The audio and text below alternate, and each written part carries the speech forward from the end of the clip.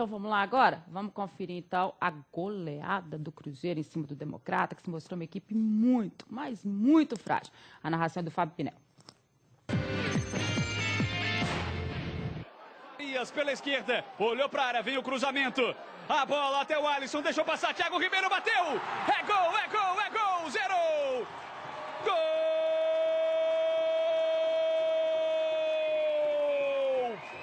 Gol do Cruzeiro! Thiago Ribeiro, enfiada para ele, Tadeu bateu pro gol, Fábio! Lance de perigo, Fábio sai do gol, atrapalhada a confusão. O passe errado, bola para Thiago Ribeiro, driblou o goleiro, Vila vai fazer! É gol, é gol, é gol, 0!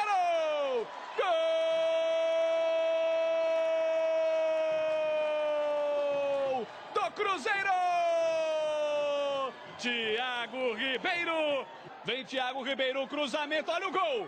A bola na trave! Atrás para Farias, bateu mal, sobrou para Thiago Ribeiro! É gol, é gol, é gol, 0!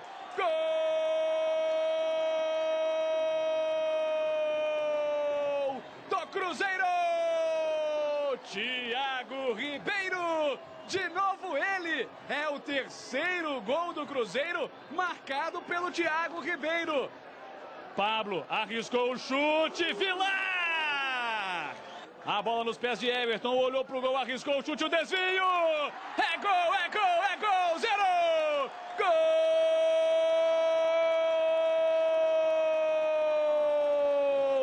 Gol do Cruzeiro! E foi contra, hein? Vem Thiago Ribeiro, já dentro da área, escapou da falta, vem o cruzamento para Farias de cabeça! É gol, é gol, é gol, 0!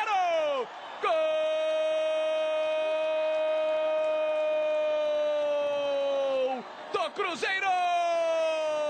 Farias! Vem o Democrata, bola para René, tem espaço, bateu pro gol, Fábio! Hernani pelo meio, busca Fernandão. A bola sobra para Fernandão, bateu pro gol! Sobre o travessão de Fábio. Tira por ali a defesa, cai. Todos os jogadores, olha o chute! É gol, é gol, é gol, 0! Gol! Cruzeiro!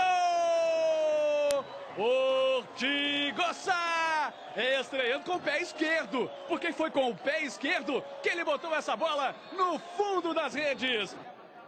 André Dias, boa jogada, perna esquerda, bateu pro gol! É gol, é gol, é gol, 0!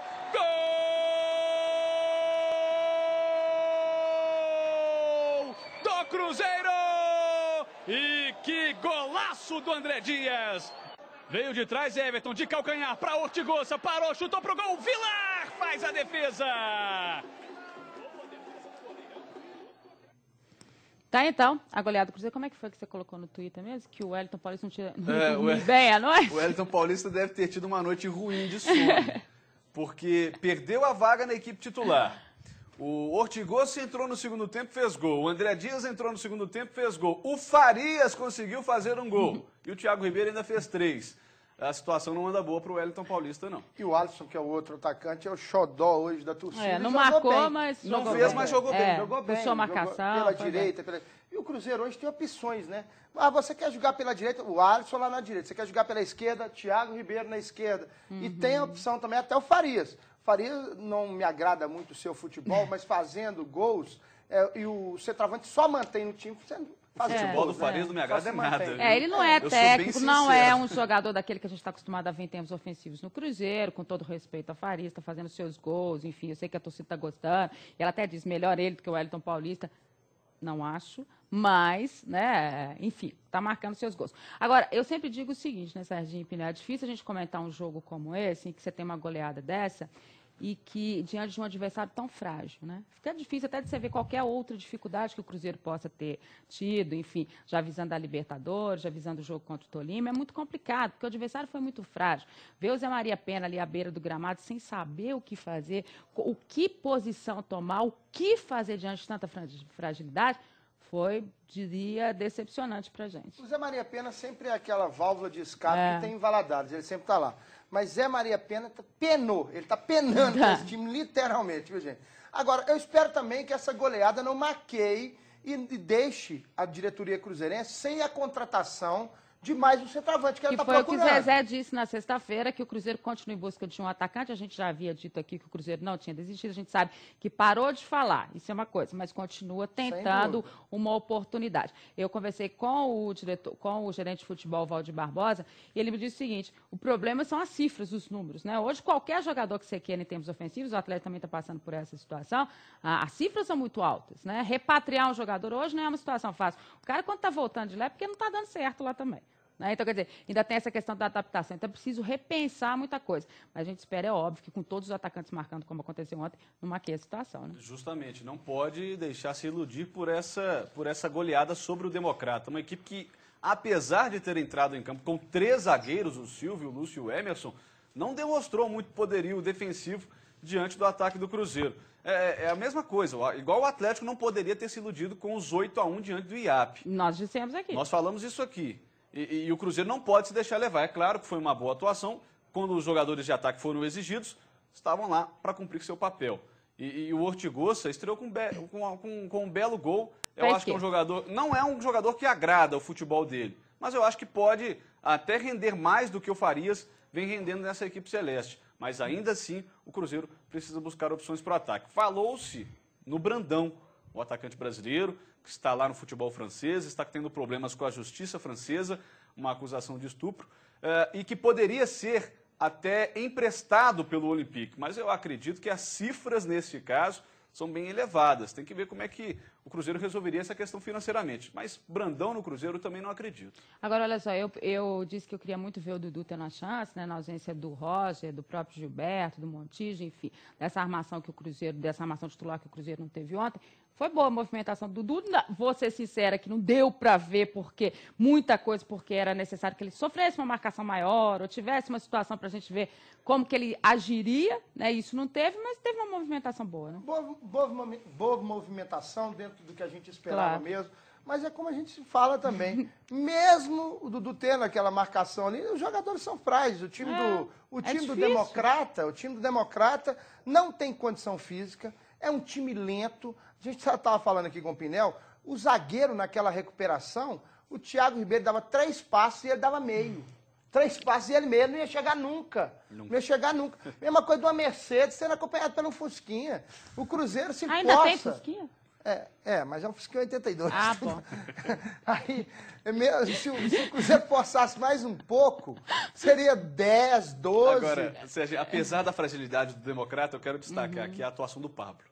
Porque sempre se antecipando aos cruzamentos, aos passes do time do Democrata, teve uma atuação muito boa, apesar da fragilidade do Democrata. É um jogador que apareceu bem na marcação, sempre se movimentando, não só ali pela direita. Não é a primeira vez que eu elogio o Pablo, e eu não tenho porcentagem, não tenho direito, não tem nada a ver com o jogador, mas é um atleta que está me chamando a atenção nessa lateral direita do Cruzeiro. E olha, destacar também, né, Serginho, a gente tem que dizer isso, a seriedade com que o Cruzeiro enfrentou o jogo, mesmo sabendo e estando em campo e vendo a fragilidade do Democrata. O Cruzeiro foi sério do início ao fim, o Thiago Ribeiro ia à frente, buscava a bola lá atrás e voltava. O Cruzeiro não quis saber da fragilidade, fez o papel dele. Então, acho que isso é bacana a gente ressaltar, principalmente porque o Cruzeiro tem um jogo muito importante na quarta-feira, que vale a sua classificação, então ele quis ficar sossegado em termos de Mineiro, para resolver a situação da Libertadores também na quarta-feira no jogo contra o Tolima. Você tocou num ponto muito importante. Thiago Ribeiro ficou de fora, ficou no banco de reserva 4 jogos, até 3 pela Libertadores. Fez um bem? E 1 fez um bem danado. Espero eu que o Wellington Paulista sirva de lição para ele. O que o Thiago Ribeiro começou a trabalhar mais, o Thiago Ribeiro sempre, a gente estando na toca, estava correndo depois dos jogos, treinando finalizações. O Wellington Paulista também é um batalhador, treina muito, mas está passando por uma fase ruim. Quem sabe, eu acredito que o Wellington Paulista é melhor do que Farias, é melhor do que Ortigosa, é melhor do que André Dias, para mim. Eu concordo com você, Sérgio. E só para falar do setor defensivo do Cruzeiro, vamos lembrar também que foi o 9º jogo do time esse ano sem sofrer gols. O Fábio voltou a ser decisivo quando foi exigido. Boas defesas nesse jogo, contra o Tupi também ele apareceu bem. O Cruzeiro só sofreu gols em 2 jogos este ano. No Clássico contra o Atlético, quando foi vazado 4 vezes, e contra o América de Teófilo Otoni. Fora isso, a defesa do Cruzeiro é intransponível. É outro fator positivo nessa equipe do Cuca. 30 gols no ano. Vamos conferir, então, como é que está a classificação, como é a rodada, os outros resultados dessa sexta rodada do Campeonato Mineiro. Então, vamos lá, todos os resultados. Guarani 2, América 4, América de Teófilo Otoni 5, Funorte 1, e lá vai o Funorte. Ipatinga 2, Atlético 2, Cruzeiro 7, Democrata 0, Tupi 1, Caldense 2, Uberaba 0, Vila Nova 1, a vitória aí do Vila Nova, que chegou à 4ª posição do campeonato, como a gente vai acompanhar agora na classificação, que aponta, é claro, o Cruzeiro na liderança, a mesma pontuação do América, obviamente vencendo no saldo de gols. Os americanos ontem perguntando assim, vocês não vão dizer que aproveitamento do América é o primeiro? Tá aí o América na 2ª posição, o Atlético em terceiro com 13, o Vila Nova é o 4º com 11 pontos, hoje estariam classificados aí, então, os 4. O América de Teófilo Otoni tem 9, o Tupi também tem 9, ocupando aí a 6ª posição. A gente vai virar a página para ver o restante. O Guarani tem 7 pontos. A Caldense, será que a Caldense vai fugir do rebaixamento? Tem 7 pontos. O Uberaba 5 na 9ª posição. E aí o Ipatinga na 10ª com 3. O Democrata também com 3. E o Funorte com 2. Já tem aí o favorito, os 2 favoritos para a queda? Não sai disso aí não. Democrata, Funorte e Ipatinga vão lutar ali para não caírem. Mas o interessante, Dimara, é que em 6 jogos, 3 visitantes ganharam. É verdade. A Caldense surpreendeu o Tupi Juiz de Fora, né? O Vila Nova não foi surpresa, porque o Uberaba não vem bem. Não tá bem. Ganhou. E o América virou. Que tem Copa do Brasil, hein? Acrescento até mais, Sérgio, não só essa rodada, o Campeonato Mineiro, de uma forma geral, quem está mandando os seus jogos não está tendo um bom aproveitamento. Nessa rodada, só 2 mandantes venceram e em todo o torneio, 38 jogos, apenas em 9 oportunidades os mandantes ganharam. Exatamente. E isso você pega aí 3 vitórias do América, 3 do Cruzeiro e mais uma do Atlético. Acho que só Tupi e Guarani de Divinópolis conseguiram vencer em casa. Certo, e aí eu sinto muito pela nossa grande audiência no interior do estado. Todo mundo sabe como eu amo o interior de Minas, até porque eu sou de lá, né? Mas não apresentando nada de novo nesse Campeonato Mineiro, né? Nós vamos para o intervalo, na sequência a gente vai falar da Superliga Masculina de Vôlei. Olho no Minas Esporte, olho na Band.